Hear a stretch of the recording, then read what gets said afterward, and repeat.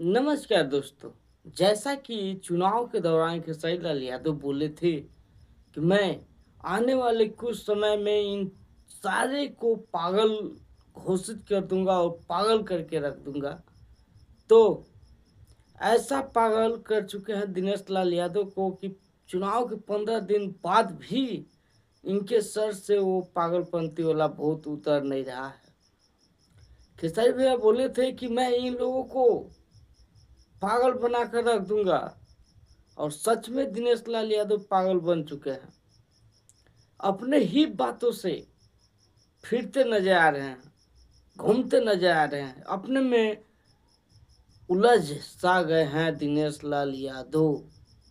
साफ तौर पे कहा जाए तो दिनेश लाल यादव कहीं ना कहीं खेसारी लाल यादव के लिए फिर से एक पॉडकास्ट में गए हैं आज तक के चैनल के द्वारा। तो वहाँ पे खेसारी लाल यादव को बहुत कुछ बोले हैं और ये भी बोल दिए कि खेसारी लाल यादव इधर भीड़ में जूता मारते हैं और फिर भीड़ से बाहर निकलकर का तब फोन लगा के माफी भी मांगते हैं। ऐसा बोला गया है दिनेश लाल यादव द्वारा। अब ये दिनेश लाल यादव को कौन समझाने जाए कि ये जो भी बहसबाजी कर रहे हैं, जो भी बयान दिए हुए हैं, उन्हीं के कमेंट में मैं जाकर देखा उसी वीडियो का।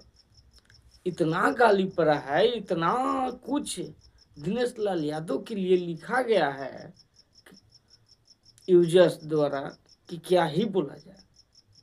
तब पर भी दिनेश लाल यादव को समझ नहीं आ रहा है कि कहीं ना कहीं मैं ही गलत हूँ। इनको सिर्फ एक पद के लिए, एक पैसा के लिए कितने निचले स्तर तक गिर सकते हैं, इसका अंदाजा आप लोग लगा भी नहीं सकते हैं। दिनेश लाल यादव का जो भी बयान आप लोग सुने होंगे पॉडकास्ट में, वो समझ पा रहे होंगे। दिनेश लाल यादव को ही लोग बहुत कुछ बोल ले जा रहे हैं। कुछ तो ऐसे भी बोले कि यही ना दिनेश लाल निरहुआ हैं जो ब्रह्मा के लेखनी को मिटा रहे थे, तो इनका बात ही हटा दिया जाए। मतलब दिनेश लाल यादव को कोई वैल्यू ही नहीं देना चाह रहा है, और दिनेश लाल यादव अपना वैल्यू खुद से भी गिरा रहे हैं।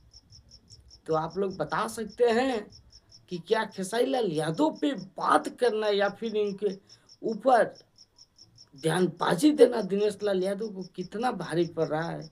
आप लोग बता सकते हैं। ऐसे आप लोग देख रहे थे भोजपुरी मस्ती न्यूज। मैं राहुल कुमार मिलता हूँ फिर से किसी ऐसे ही वीडियो के साथ। तब तक के लिए धन्यवाद।